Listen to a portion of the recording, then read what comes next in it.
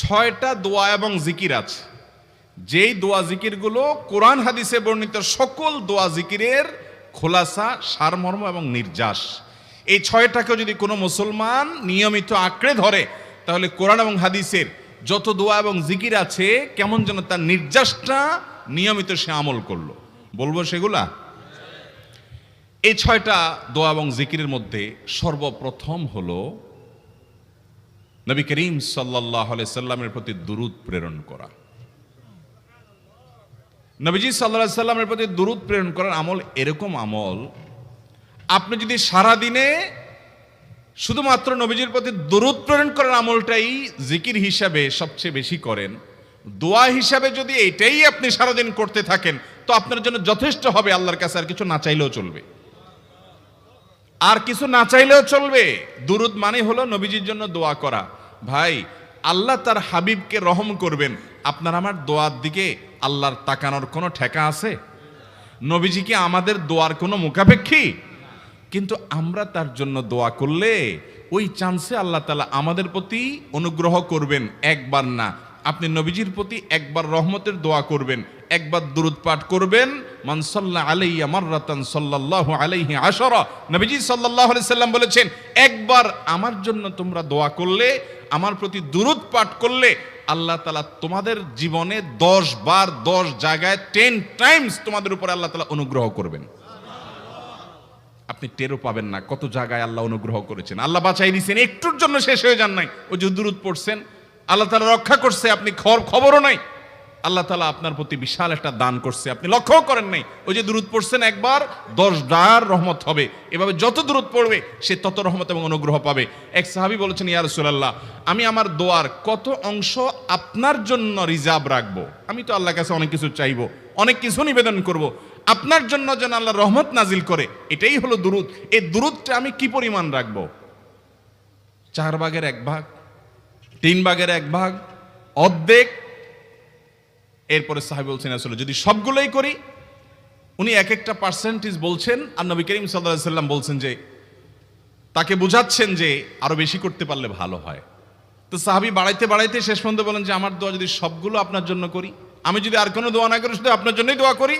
নবী করিম সাল্লাল্লাহু আলাইহি সাল্লাম তাকে সুসংবাদ দিলেন যে, তাহলে তোমার আর কোনো সমস্যা থাকবে না, সব সমস্যা দূর হয়ে যাবে, তোমার কোনো পেরেশানি থাকবে না।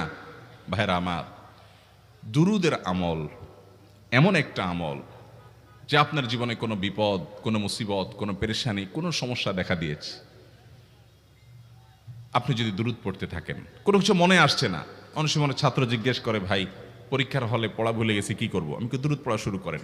আরবদেরকে দেখা যায় কোনো কিছু ভুলে গেলে তারা বলে আল্লাহুম্মা সাল্লি আলা মুহাম্মদ, আল্লাহুম্মা সাল্লি আলা মুহাম্মদ, এটা শুরু করে তারা। কারণ নবী করিম সাল্লাল্লাহু আলাইহি সাল্লাম এর হাদিস থেকে স্পষ্টভাবে, একটি নয় বহু হাদিস থেকে প্রমাণিত, যে ব্যক্তি দুরূদটা নিয়মিত পাঠ করবে, সালাত আলা নবীটাকে যে ব্যক্তি আঁকড়ে ধরবে, সব সময় তার মুখ থেকে সালাত সালাত সালাম চলতে থাকে, এই ব্যক্তির সকল গুনাহ আল্লাহ মাফ করে দিবেন, সকল পেরেশানি আল্লাহ তাআলা মুক্ত করে দিবেন। ভাইরা আমার, দুরূদের আমলটা এত গুরুত্বপূর্ণ আমল, এটা আমরা করি এখন। অনেকে আছেন যে আনুষ্ঠানিকতা যখন থাকে দুরূদের, মিলাদের, তখন একটু সালাত আলা নবী যেভাবেই করেন। আর বাকি অনেকে আছেন যেগুলো করারও কোনো খোঁজ খবর নাই। দুরূদ বেশি বেশি করে পাঠ করবো তো ইনশাআল্লাহ। সবচেয়ে শ্রেষ্ঠ দুরূদ, সবচেয়ে উত্তম দুরূদ হলো দুরূদ ইব্রাহিম, যেটা নামাজে পড়েন। আর সবচেয়ে সংক্ষিপ্ত দুরূদ হলো সাল্লাল্লাহু আলাইহি ওয়াসাল্লাম। এছাড়া নবীজির প্রতি দোয়ামূলক যে কোনো দুরূদই আল্লাহর কাছে গ্রহণযোগ্য হতে পারে, যদি দুরূদের অর্থের মধ্যে, কথা বলার মধ্যে খারাপ কিছু না থাকে। দুরূদের নামে অনেকগুলো দুরূদ প্রচলিত আছে বিভিন্ন বই পুস্তকে, অমুক দুরূদ পড়লে অমুক এত নেকি হয়, বা অমুক দুরূদ পড়লে এতবার পড়লে ওই বিপদ দূর হয়। এগুলো কোনো হাদিস নির্দেশিত না, এগুলো হয়তো কারোর তাজরিবা, অভিজ্ঞতা নির্ভর। কিন্তু হাদিস নির্দেশিত দুরূদ হলো দুরূদ ইব্রাহিম, আর সবচেয়ে সংক্ষিপ্ত দুরূদ হলো সাল্লাল্লাহু আলাইহি সাল্লাম। অর্থের ভিতরে যদি খারাপ কিছু, শিরকের কিছু না থাকে, নবীকে আবার আল্লাহর পর্যায়ে পৌঁছানোর মতো গোমরাহি যদি না থাকে দুরূদের অর্থের মধ্যে, তাহলে যে কোনো দুরূদই আপনি আল্লাহর কাছে পেশ করতে পারেন। তাহলে 6টা দোয়া হলো কোরআন হাদিসের শত শত সহস্র দোয়ার নির্যাস এবং খোলাসা। তার 1 নম্বর হলো দুরূদের আমল। করবো না বেশি বেশি ইনশাআল্লাহ? আমার জীবনে বহুবার এমন হয়েছে, বহুবার এমন এমন বিপদ যে দেয়ালে পিঠ ঠেকে গেছে, এখান থেকে উদ্ধারের কোনো পথ আর চোখের সামনে দেখা যাচ্ছে না। আমি এই আমলটি, এর পাশাপাশি ইস্তেগফারের আমল যেটা দ্বিতীয় নম্বরে বলবো আমি, এই দুটি আমল কন্টিনিউয়াসলি করে গেছে, হরদম প্রতি নিঃশ্বাসে নিঃশ্বাসে, বাস টয়লেটের টাইম বাদে বাকি ফুল টাইম এটা দুরুদ এবং ইস্তেগফার অব্যাহত রাখছি। আল্লাহ তাআলা এমন ভাবে অলৌকিক ভাবে উদ্ধার করেছেন যে আমার কল্পনায়ও আসে না যে এখান থেকে এভাবে হেল্প হতে পারে। ভাইরা আমার অভিজ্ঞতার 2 পয়সার কোনো মূল্য নাই। আমার অভিজ্ঞতা কি আসলো না আসলো এটাতে কিছু আসা যায় নাই।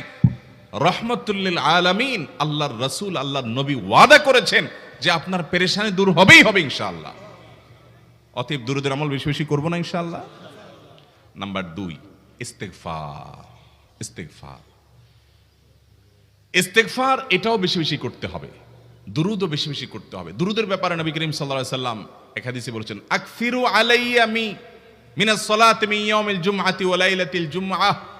জুমার রাতে আর জুমার দিনে, অর্থাৎ বৃহস্পতিবার দিবাগত রাত আর জুমার দিন শুক্রবার, এই সময়গুলোতে তোমরা আমার প্রতি বেশি বেশি দুরুদ পাঠ করো। এই যে নবীজি বলছেন বেশি বেশি পাঠ করো, তাহলে দুরুদটা বেশি বেশি পাঠ করতে হবে। ঠিক একইভাবে 2 নম্বর যেটা, দ্বিতীয় আমল যেটা ইস্তেগফার, এটাও বেশি বেশি করতে হবে। কারণ ইস্তেগফার সম্পর্কে কোন কোন হাদিসের ভাষ্যের মধ্যে মান লাজিমাল ইস্তেগফার ভাষ্য এসেছে, অর্থাৎ যে ব্যক্তি ইস্তেগফারকে আঁকড়ে ধরবে, এটাকে কন্টিনিউয়াসলি করবে, ইস্তেগফার কখনো ছাড়বে না, সবসময় তার মধ্যে ইস্তেগফার অব্যাহত থাকবে, ওই ব্যক্তিকে আল্লাহ রাব্বুল আলামিন বিভিন্ন পেরেশানি থেকে সারপ্রাইজড হওয়ার মতো এমন এমন পথ বের করে দিবে যে সে চিন্তাও করে নাই। তার পেরেশানি থেকে মুক্তির পথ আল্লাহ তাআলা দেখায় দিবেন। ইস্তেগফার কিভাবে করবেন ভাই? ইস্তেগফার এমন একটা আমল, এটা ছাড়া তো আমাদের উপায় নাই ভাই। ইস্তেগফার আমাদের দুনিয়ার পেরেশানি দূর করবে, আখিরাতের পেরেশানি দূর করবে। দুনিয়ার পেরেশানি আমাদের বিপদ আপদ মুসিবত, এগুলো রিজিকের অনটন অভাব এগুলা, আর আখিরাতের পেরেশানি হলো আমাদের পাপ গুনাহ এগুলা। কোরআনে কারিমে আল্লাহ রাব্বুল আলামিন সূরা নূহের মধ্যে আল্লাহ নবী নূহ আলাইহিস সালাম তার সম্পর্কে বলছেন, ফাকুলতুস্তাগফিরু রাব্বাকুম ইন্নাহু কানা গাফফারা ইউরসিলিস সামাআ আলাইকুম মিদরারা ওয়া ইউমদিদুকুম বিআমওয়ালিন ওয়া বানিন ওয়া ইয়াজআল লাকুম জান্নাতিন ওয়া ইয়াজআল লাকুম আনহারা। তিনি বলেন, আমি বলেছি আমার জাতিকে তোমরা ইস্তেগফার কাছে ইস্তেগফারটা করতে থাকো। রুটি রুজি নাই, চাকরি নাই, ইনকাম নাই, ব্যবসা খারাপ যাচ্ছে, পেরেশানি হচ্ছে, ইস্তেগফার ধরো, কি হবে? ইন্নাহু কানা গাফফারা। যদি ইস্তেগফার করো, 1 নম্বর লাভ হলো আল্লাহ মাফ করে দিবেন গুনাহ। ইউরসিলিস সামাআ আলাইকুম মিদরারা, যাতে ফসল ভালো হয়, রিজিক ভালো হয়, সেই ব্যবস্থা আল্লাহ করবেন। ওয়া ইউমদিদুকুম বিআমওয়ালিন ওয়া বানিন, ছেলে মেয়ে হয় না অথবা ভালো ছেলে মেয়ে নাই, আল্লাহ তাআলা নেক সন্তান দিয়ে তোমাকে শক্তিশালী করবেন, সম্পদ দিয়ে শক্তিশালী করবেন। ওয়া ইয়াজআল লাকুম জান্নাতি ওয়া ইয়াজআল লাকুম আনহারা, আল্লাহ তাআলা প্রসবন দিবেন, ফসল দিবেন, বরকত দিবেন রুজিতে। কিসের মাধ্যমে? ইস্তেগফার। কিসের মাধ্যমে ভাই? ইস্তেগফার। আহা, ইস্তেগফারের আমল আমাদের দেশে মানুষ আমরা জানি না ভাই।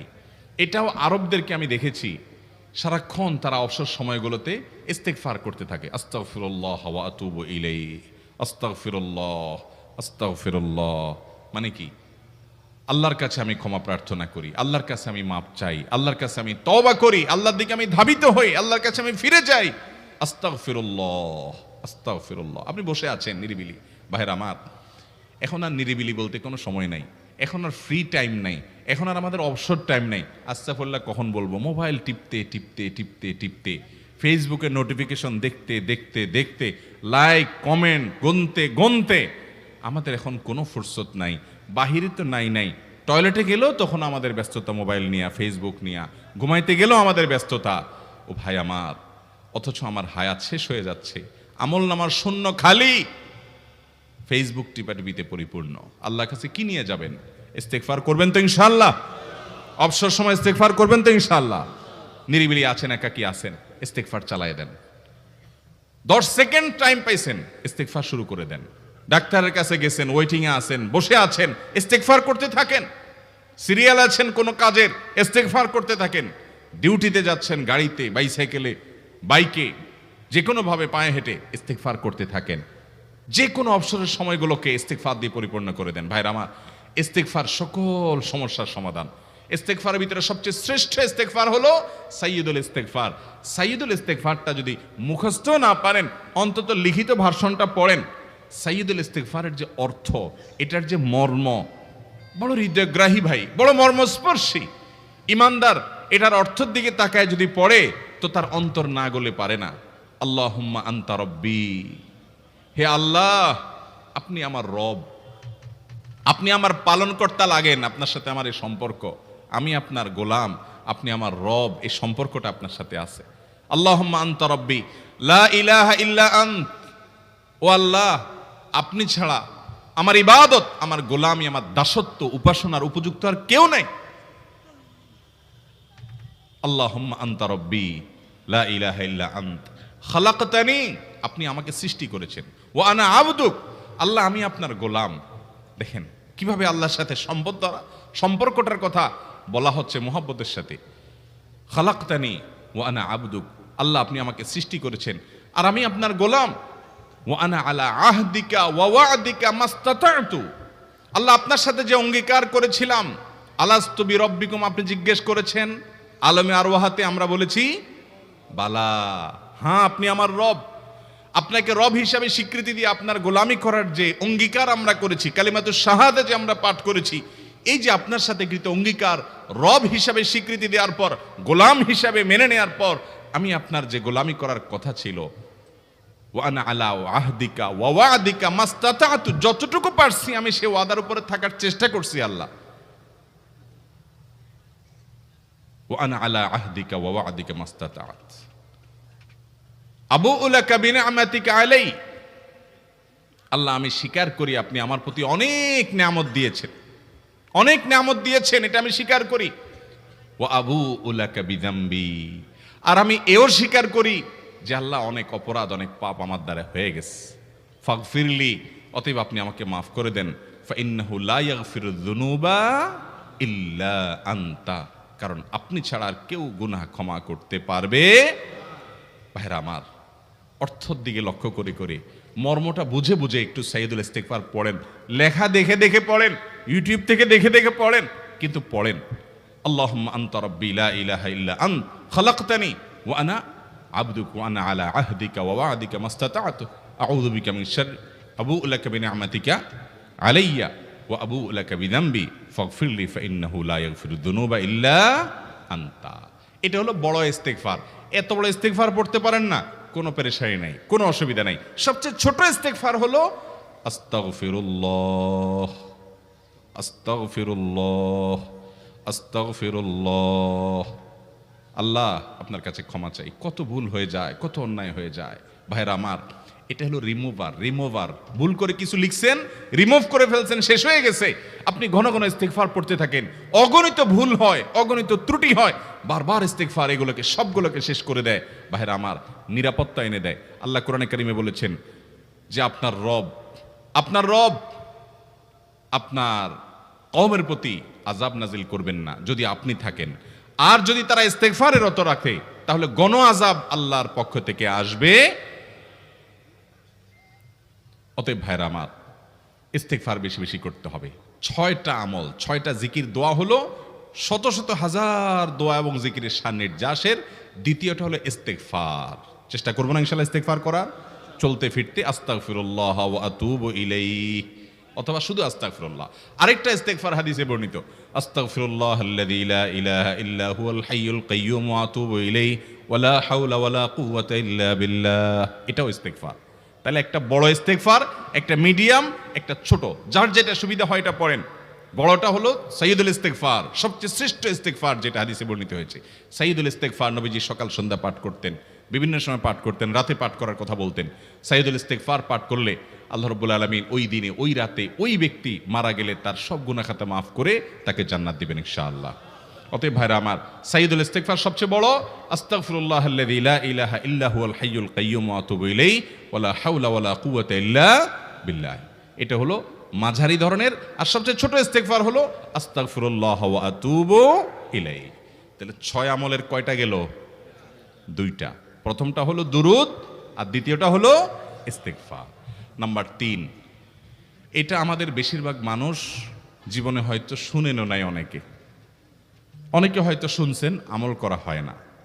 খুব সীমিত সংখ্যক আল্লাহর বান্দার আমলের তৌফিক হয়। সেটা হলো ইয়া যাল জালালি ওয়াল ইকরাম। এটা একটা জিকির, আল্লাহ তাআলাকে ডাকা, আহ্বান করা, এটাই জিকির। ইয়া যাল জালালি ওয়াল ইকরাম। নবী করিম সাল্লাল্লাহু আলাইহি সাল্লাম বলেছেন, আলিজু বিয়া যাল জালালি ওয়াল ইকরাম। তোমরা ইয়া যাল জালালি ওয়াল ইকরাম এটাকে আঁকড়ে ধরো, এটাকে নিয়মিত করো, বেশি বেশি করে বলতে থাকো এটাকে সব সময় এটাকে মুদাওয়ামাতের সাথে কন্টিনিউয়াসলি এটা বলতে থাকো, ইয়া যাল জালালি ওয়াল ইকরাম। অনেক উলামায়ে কেরাম, মুহাদ্দিসিন ইকরাম ইয়া যাল জালালি ওয়াল ইকরাম কেন নবীজি এত বেশি বলতে বলেছেন, এটার মাধ্যমে আমাদের লাভটা কি, এর ব্যাখ্যা করতে গিয়ে বলেছেন ইয়া যাল জালাল মানে হলো হে মহান মহান বড়ত্বের অধিকারী, হে জালালের অধিকারী, হে জালাল, ওয়াল ইকরাম হে দানশীল। তাহলে প্রথম বাক্যে আল্লাহর বড়ত্বের কথা স্বীকৃতি দিয়ে প্রশংসা করা হয়, আর দ্বিতীয় বাক্যে হে দানশীল বলে আল্লাহ তাআলার কাছ থেকে চাওয়া হয় যে আপনি যেহেতু দানশীল এবং আপনি যদি মহান, অতএব আপনি আমাকে দান করেন। এটা ডাকলেই, আল্লাহকে এই বলে ডাকলেই চাওয়া হয়ে যায়। এই জন্য বেশি বেশি করে ইয়া যাল জালালি ওয়াল ইকরাম পড়তে হবে। অনেকে হয়তো নতুন শুনেছেন, আজকে থেকে শুরু করে দিবেন ইয়া যাল জালালি, সকাল বিকাল মনে থাকে না তো লিখে লিখে ওয়ালে টাঙ্গায় দেন। বাসা বাড়িতে এমন জায়গা লিখে রাখেন তাকাইলে নজরে পড়ে, কারণ মোবাইলে আমাদেরকে সবকিছু ভুলাই দেয়, দুনিয়ার ব্যস্ততা সব ভুলাই দেয়। এই জন্য বেশি বেশি ইয়া যাল জালালি ওয়াল ইকরাম পড়বো। 3টা হয়ে গেল। নাম্বার 4 নম্বর যে দোয়া এবং জিকির করতে নবী করিম সাল্লাল্লাহু আলাইহি সাল্লাম সব সময় আমাদেরকে উৎসাহ দিয়েছেন, অনুপ্রেরণা দিয়েছেন। এবং ইবনে সাদি রাহিমাহুল্লাহ তিনি 6টা নির্যাস দোয়া এবং জিকির যে বলেছেন, তার 4 নম্বর হলো লা হাওলা ওয়ালা কুওয়াতা ইল্লা বিল্লাহ। লা হাওলা ওয়ালা কুওয়াতা ইল্লা বিল্লাহ। লা হাওলা ওয়ালা কুওয়াতা ইল্লা বিল্লাহ, এটা হলো সারেন্ডার করা, আল্লাহর কাছে সারেন্ডার করা, আত্মসমর্পণ করা। মানে আল্লাহ ছাড়া কোনো ভালো কাজ করার ক্ষমতা কারণ নাই, করার তৌফিক দেওয়ার ক্ষমতা কারণ নাই, আর পাপ থেকে বাঁচানোর ক্ষমতা কারণ নাই।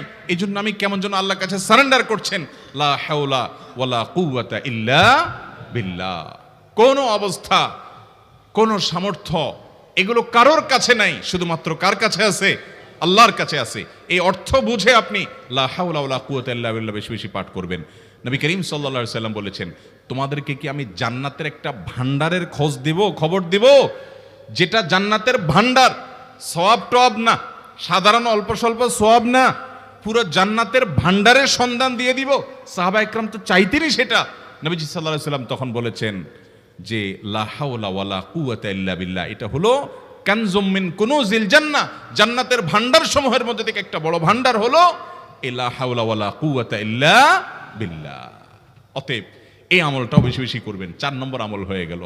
দুরুদের আমল 1, ইস্তিগফার আমল 2, ইয়া যাল জালালি ওয়াল ইকরাম 3, লা হাওলা ওয়ালা কুওয়াতা ইল্লা বিল্লাহ। কয়টা হলো? 4। 5 নম্বর আমল হলো দোয়া ইউনুস। দোয়া ইউনুস জানা আছে তো? লা ইলাহা ইল্লা আনতা সুবহানাকা ইন্নী কুনতু মিনাজ জালিমিন। ভাইরা আমার, অর্থের দিকে তাকায়া মাঝে মধ্যে মোবাইল টোবাইল সব ফালায় রেখে একটু আল্লাহর সাথে কথা বলবেন, আল্লাহর সাথে একটু কানেক্টেড হওয়ার চেষ্টা করবেন, আল্লাহর সাথে একটু সংযুক্ত হওয়ার চেষ্টা করবেন। ডিসকানেক্টেড তো পুরো লাইফটা কাটাই দিলেন, একটু কানেক্টেড হওয়ার চেষ্টা করেন। প্রতিদিন কিছু সময় বসে একটু জিকির করেন, চলতে ফিরতে একটু আল্লাহকে সময় দেন। আপনি উপকৃত হবেন, আপনার কল্ব জিন্দা হবে, আমল নামা সওয়াবে পরিপূর্ণ হবে। লা ইলাহা ইল্লা আনতা সুবহানাক ইন্নী কুনতু মিনাজ জালিমিন। অর্থের দিকে তাকান, কত মর্মস্পর্শী। লা ইলাহা ইল্লা আনতা, আল্লাহ আপনি ছাড়া কোনো সত্যিকারের মাহবুদ নাই, উপাস্য নাই। সুবহানাক, আপনি পবিত্র, আমি আপনার পবিত্রতা জ্ঞাপন করছি। ইন্নী কুনতু মিনাজ জালিমিন, তবে আমি সেসব মানুষদের অন্তর্ভুক্ত যারা নিজের প্রতি নিজে জুলুম করেছে, অবিচার করেছে, অন্যায় করে আমার নিজের পায়ে নিজে কুড়াল মেরেছি বহু। অতএব আপনি আমাদের প্রতি রহম করেন। এই দোয়া পাঠ করে আপনারা সবাই জানেন আল্লাহর একজন নবী, তিনি জীবনের সবচেয়ে কঠিন পরিস্থিতির মুখোমুখি হয়ে এমন বিপদে পড়েছেন যে বিপদ থেকে উদ্ধারের কোনো পথ ছিল না। দুনিয়াবি সকল সিস্টেম বলবে যে সমুদ্রে নিক্ষেপিত হয়ে বিশাল বড় সমুদ্রের প্রাণী মাছের পেটে চলে গেলে সে মানুষ আবার বাঁচে কিভাবে? মুহূর্তের ভিতরে তো মারা যাবে অক্সিজেনের অভাবে। এটাই দুনিয়ার সিস্টেম বলে। আল্লাহ তাআলা লৌকিক সিস্টেমের ঊর্ধ্বে রেখে আল্লাহ তাআলা তাকে এই বাক্য পাঠ করার কারণে এর মাধ্যমে আল্লাহ তাকে মুক্তি দান করেছেন। এবং আল্লাহ তাআলা এই ঘটনা কোরআনে উল্লেখ করার পর একটা সুসংবাদ বলছেন আমাদের সবার জন্য, বিরাট বড় আনন্দের সংবাদ। আল্লাহ বলেছেন, ওয়াকাযালিকা নুনজিল মুমিনিন। এই বাক্য পাঠ করার পর ইউনূস আলাইহিস সালামকে শুধু রক্ষা করেছেন আল্লাহ, তাই নয়, আল্লাহ বলেছেন একইভাবে তাকে যেরকম রক্ষা করেছি, এই বাক্য যদি কেউ পড়ার মতো পড়ে, হক আদায় করে পড়ে, মনের গভীর থেকে পড়ে, মর্ম উপলব্ধি করে পড়ে, নিয়মিত পড়ে, ওয়াকাযালিকা নুনজিল মুমিনিন, ঈমানদারদেরকে আমি রক্ষা করে দেব এভাবে। আরো শুনবেন, আমাদের প্রিয় নবী সাল্লাল্লাহু আলাইহি ওয়াসাল্লাম বলেছেন, তোমরা আমার ভাই ইউনূস ইবনে মাত্তা যে দোয়া করেছে, ওই দোয়াটাকে তোমরা আঁকড়ে ধরবা, যে কোনো বিপদে আপদে মুসিবতে আল্লাহর কাছে চাইবা। ভাইরা আমার, আমরা বিপদ আপদে পড়লে হুজুরদের কাছে চলে যায় দোয়ার জন্য, অনেকে মাজারে চলে যায়, সেখানে মানত করে, টাকা পয়সা দেয় বিপদ উদ্ধার করার জন্য। কপাল পোড়া জানে না ও কার গোলাম, ও আরশে আজিমের মালিকের গোলাম, তার সাথে ডাইরেক্ট কানেক্টেড হওয়ার সুযোগ আছে, শুধু ইউজ করলেই হয়, সুইচ দিলেই হয়। কপাল পোড়া জানে না, ডানে বামে গিয়ে নিজের আমল বরবাদ করে, ঈমান বরবাদ করে, তাওহীদ নষ্ট করে। ভাইরা আমার, তাহলে যে কোনো সমস্যা ফিল করি অথবা স্বাভাবিক অবস্থাতে দোয়া ইউনূস পাঠ করব, লা ইলাহা ইল্লা আনতা সুবহানাকা ইন্নী কুনতু মিনাজ জালিমিন। এইবারের রমজানে আমি আল্লাহর কাছ থেকে আমার গুনাহগুলো মাফ করাইয়াই ছাড়ব। প্রত্যেক দিন ভাইরা আমার, রমজানের প্রত্যেকটা দিন আল্লাহ তাআলা বহু মানুষকে সাধারণ ক্ষমা ঘোষণা করেন। যাই করছো বান্দা সব মাফ, সাধারণ ক্ষমা ঘোষণা করেন কিছু মানুষকে। সেই সৌভাগ্যবান মানুষগুলোর কাতারে আমি ঢোকার জন্য চেষ্টা করবই করব, এই প্রতিজ্ঞা করা, এটা হলো প্রস্তুতির অংশ, যে এইবারের রমজানকে আমি আর হেলায় হারাতে দেব না, আমি এবার রমজানে আমার গুনাহ মাফ করাইয়াই ছাড়বো। এই প্রতিজ্ঞা এখন থেকে করতে হবে ইনশাআল্লাহ। আমাদের পূর্বসূরি সোনালী যুগের স্বর্ণ মানব সালাফে সালেহিন, তারা রমজানের 6 মাস আগে থেকে প্রস্তুতি গ্রহণ করা শুরু করতেন, যে রমজান আসছে, আমাকে ইবাদতবন্দি করতে হবে। মানসিক প্রস্তুতি নিতেন, অপেক্ষা করতেন, প্রহর গুনতেন, ক্ষণ গণনা শুরু করতেন, দিন গণনা শুরু করতেন, যে কখন রমজান আসবে আর কখন আমরা ইবাদতবন্দি করব। আর আমাদের অবস্থা হলো, আমরা অপেক্ষায় থাকি যে চাঁদ উঠলে শুরু করব, চাঁদ দেখা গেলে তখন এবার আমরা কোরআন তেলাওয়াত, জিকির আজকার, ইবাদতবন্দি শুরু করব। ভাইরা আমার, দাঁড়ায় থাকা একজন মানুষ দ্রুততার সাথে হঠাৎ করে খুব জোরে দৌড় দেওয়া শুরু করতে পারে না। দাঁড়ানো থেকে আগে হাঁটা শুরু করে, এরপর একটু গতি বাড়ায়, তারপরে অনেক স্পিড মানুষ দেয়। একটা গাড়ি যখন দাঁড়ানো থাকে, ওই দাঁড়ানো গাড়িটাকে হঠাৎ করে 100 মাইল স্পিডে চালানো যায় না। আগে 10, 20, 30 স্পিডে চালাইতে হয়, এরপর আস্তে আস্তে উঠাইতে 100, 150 পর্যন্ত উঠাইতে পারে। আপনি দাঁড়িয়ে আছেন, ইবাদতবন্দি করছেন না, অপেক্ষা করছেন রমাদান আসবে, তখন আপনি দিবেন দৌড়, একেবারে আমল করে শেষ করে ফেলবেন। যারা রমজানের চাঁদ উঠার জন্য অপেক্ষা করে, যে চাঁদ উঠলে কোরআন তেলাওয়াত শুরু করব, চাঁদ উঠলে জিকির আজকার শুরু করব, চাঁদ উঠলে দোয়া দুরূদ শুরু করব, রোজা শুরু করব, নফল নামাজ শুরু করব, দান সাদেকা শুরু করব, এদের বেশিরভাগ মানুষের অবস্থা হলো রমজান দেখতে দেখতে চলে যায়, তার ইবাদত আর করা হয় না। এজন্য রমজানের আগে থেকেই যে আমলগুলো আপনি রমাদানে করবেন তার রিহার্সেল করতে হয়, প্রস্তুতি নিতে হয়। তো যে প্রস্তুতিগুলো আমাদের রমাদানকে অর্থবহ করতে পারে, ইবাদত বন্দিগি দিয়ে সাজাতে পারি, আমরা সমৃদ্ধ করতে পারি, এবং যেই রমাদানটা আমার জীবনে যতগুলো রমজান আসছে তার মধ্যে এটা একটা স্পেশাল রমাদান হবে, এই রমজানকে আমি অন্য রমজান থেকে পার্থক্য করতে পারবো, এই রমজান আমার জন্য অনেক তৃপ্তিদায়ক হবে, এই রমজান যাওয়ার পরে আমার মনে হবে যে আলহামদুলিল্লাহ এই বছর আমি আল্লাহকে মন ভরে প্রাণ ভরে ইবাদত করতে পেরেছি, তাকওয়া চর্চা করতে পেরেছি, আমার ভালো লাগা কাজ করবে, আমার দিল গাওয়াহ এবং সাক্ষ্য দিবে। সেই রকম রমজান কাটাতে হলে আপনাকে রমজানের আগে থেকে অনেকগুলো প্রস্তুতি নিতে হবে। প্রস্তুতি নম্বর 1 নম্বর প্রস্তুতি হলো, আমাদের রমাদানের আগ পর্যন্ত, এই যে গত রমজান থেকে এই রমজান পর্যন্ত বা জীবনের শুরু থেকে এই পর্যন্ত যত পাপাচার আমরা করেছি, যত গুনাহ করেছি, যত অন্যায় করেছি, রমজানে ইবাদত বন্দিগির প্রস্তুতির অংশ হিসাবে সেই গুনাহ এবং পাপাচারগুলো থেকে আল্লাহর কাছে মাপ চাইতে হবে, ইস্তিগফার করতে হবে, ক্ষমা প্রার্থনা করতে হবে, বলতে হবে মাবুদ আমি যে অপরাধী, আমি যে পাপিষ্ট, কত গুনাহ করেছি, কত অন্যায় করেছি, তোমার কাঠগড়ার আসামি আমার নামে বহু মামলা হয়ে আছে। এত অপরাধ করার পর রমাদানে যখন আল্লাহ তাআলা রহমত, বরকত, মাগফিরাত, নাজাত, বহুবিধ কল্যাণ তার বান্দাদেরকে দিবেন, পাপিষ্টরা তো সাধারণত আল্লাহর এই রহমতগুলো থেকে বঞ্চিত হয়। তো আল্লাহ আমার গুনাহ খাতাগুলো যেগুলো আগে ছিল সেগুলো সব মাফ করে আমার রমাদানে তোমার যে রহমত বরকত নাজিল হবে সেটার জন্য আমাকে একটু উপযোগী করে দাও, আমি যেন পাপিষ্ট হয়ে তোমার রহমত থেকে বঞ্চিত না হই। এখন থেকে সেই দোয়া করা, সেই চোখের পানি ফেলা, ইস্তেগফার করা, এটা রমজানের প্রস্তুতির অংশ। মক্কার ইমাম শেখ আব্দুর রহমান আস-সুদাইস হাফিজাহুল্লাহ, তার কাছে কিছু যুবক, সৌদিয়ান কিছু যুবক একবার যে বললেন যে আমরা প্রতি বছর রমজান আসার আগেই প্রস্তুতি নেই মানসিকভাবে যে আমরা এবার রমজানে অনেক ইবাদত বন্দি করব, কোরআনটা খতম দিব, 5 ওয়াক্ত নামাজ 1 ওয়াক্ত আমরা ছাড়বো না, রমজান আসলে আমরা অনেক ভালো ভালো কাজ করব, আমরা এগুলো পরিকল্পনা করি। কিন্তু দুঃখের বিষয় হলো দেখতে দেখতে রমজানটা চলে যায়, শেষের দিকে আফসোস হয় এবং একটু খারাপ লাগা কাজ করে এবং দিন শেষে রমজান পার হয়ে যায় এবং আমরা আবার অপেক্ষায় থাকি, ঠিক আছে তাহলে পরের বছর করব। এভাবে রমজানে আর ইবাদতের তৌফিক হয় না। এত চেষ্টা করি, এত নিয়ত করি, কিন্তু আসলে না ওই কোরআনটাও ভালো করে খতম দিতে পারি, খতম দিলেও কোন রকম খতম হয়, সুন্দর করে পড়া হয় না, ধীরস্থিরতার সাথে তেলাওয়াত করা হয় না, নামাজটা ঠিক মতো পড়া হয় না, কোনো ফাঁক দিয়া তারাবি মিস হয়ে যায়, আমার গুনাহ হয়ে যায়। আমি ভালো থাকতে চাই কিন্তু রমাদানে ইবাদত করার তৌফিকটা হয় না। কেনই অবস্থা হয় আপনি আমাদেরকে একটু নসিহত করেন।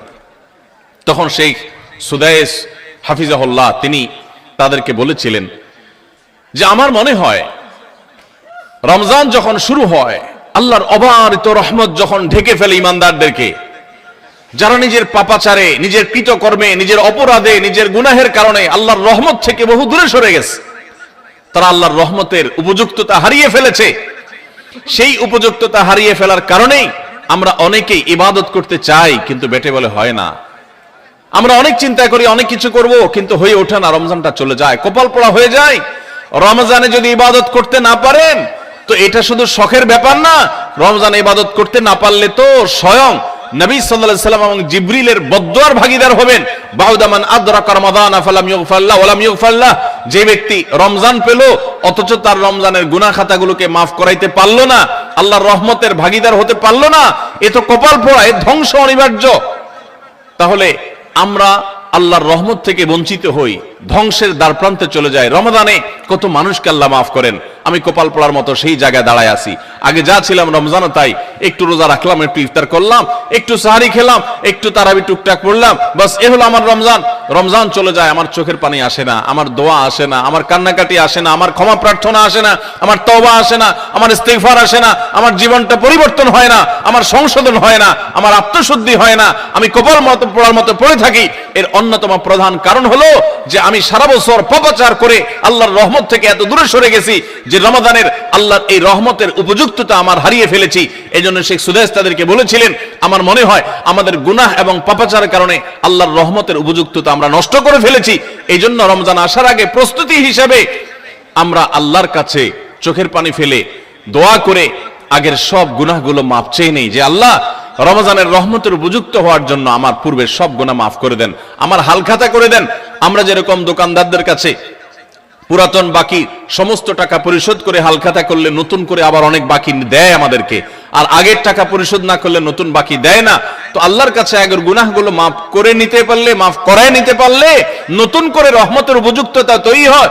এই জন্য রমজানের প্রস্তুতির অংশ হিসেবে প্রথম প্রস্তুতির কথা বলেছি, আল্লাহর কাছে আসুন নিজের কৃত পেছনের সমস্ত গুনাহ, সমস্ত খাতা, সমস্ত ভুল, সমস্ত বিচ্যুতি, সমস্ত ত্রুটি, সমস্ত পাপাচার, সমস্ত জুলুম, যত অন্যায় করেছি, চোখের গুনাহ করেছি, মুখের গুনাহ করেছি, মোবাইলে গুনাহ করেছি, ফেসবুক ইউটিউব মোবাইল করেছি, যত গুনাহ করেছি সমস্ত গুনাহ থেকে আল্লাহর কাছে মাফ চাই এবং দোয়া করি আল্লাহ তুমি সব গুনাহগুলো মাফ করো, তুমি আহকামুল হাকিমিন, তুমি গফুরুর রহিম, তুমি সবকিছু করতে পারো।